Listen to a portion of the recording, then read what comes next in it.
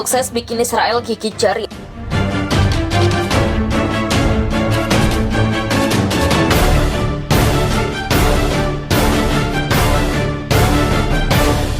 Rudal C705 buatan Cina ini sudah dimiliki Indonesia. Rudal C705 merupakan rudal buatan Cina yang cukup menarik perhatian. Pasalnya kemampuan rudal ini tak dapat diragukan lagi. Rudal C705 diketahui milik Barat, total 320 kg, hulu ledak 110 hingga 130 kg, dan jangkauan 140 hingga 170 kg. Rudal ini juga menggunakan mesin turbojet kecil dan pendorong roket padat. Untuk targetnya, C705 menargetkan jenis radar komposit televisi dan inframerah. Bahkan rudal C705 seringkali jadi ancaman bagi negara lain, termasuk Israel. Melansir China Times, pasukan khusus Israel pernah menyergap kapal kargo yang ternyata membuat rudal C705.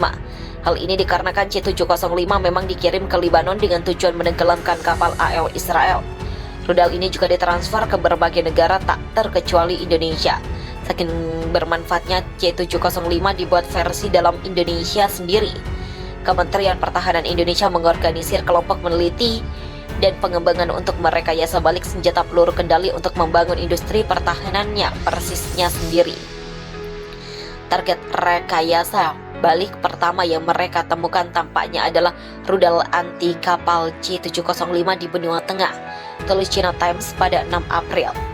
Dilansir zonajakarta.com dari Canes pada artikelnya yang terbit 5 April 2022, Indonesia memiliki konsorsium yang tertuju untuk membangun kemampuan dalam negeri. Konsorsium tersebut dipimpin oleh Direktorat Teknologi dan Industri Pertahanan Kementerian Pertahanan Indonesia dan termasuk perusahaan milik negara, yaitu perusahaan Dirgantara PT Dirgantara Indonesia, perusahaan elektronik pertahanan PT LEN, produsen bahan peledak PT Dahanan, dan produsen kendaraan berat dan amunisi PT Pindad. Sedangkan dua perusahaan swasta yang masuk dalam konsorsium adalah perusahaan software pertahanan PT Mulia Laksana Utama dan produsen kendaraan udara tak berawak PT Aeroterra Indonesia. Kesepakatan untuk meresmikan konsorsium ditandatangani pada 1 April, kata Kementerian Pertahanan Indonesia dalam sebuah pernyataannya pada 2 April. Hal-hal yang meliputi ini termasuk proses pengujian dan sertifikasi yang akan dilakukan pada berbagai tahapan pembongkaran senjata. Kami berharap penguasaan teknologi ini pada akhirnya akan mengarah pada keberadaan industri rudal anti kapal dalam negeri dan kemampuan untuk memproduksi senjata di dalam negeri untuk mendukung tujuan angkatan bersenjata, menjaga kedaulatan negara, dan kata Kementerian Pertahanan dalam pernyataannya. Pernyataan Kementerian Pertahanan tidak mengungkap jenis rudal yang akan terlibat dalam proses rekayasa balik. Namun gambar yang menyertai pertanyaan sangat mirip dengan rudal anti kapal jarak menengah C705 yang diproduksi oleh China Aerospace Science and Industry Corporation atau CASIS. Dilansir zonajakarta.com dari Naval Watch pada artikel terbitan 10 April 2021, rudal anti kapal C705 ini juga pernah digunakan oleh KRI AL Indonesia.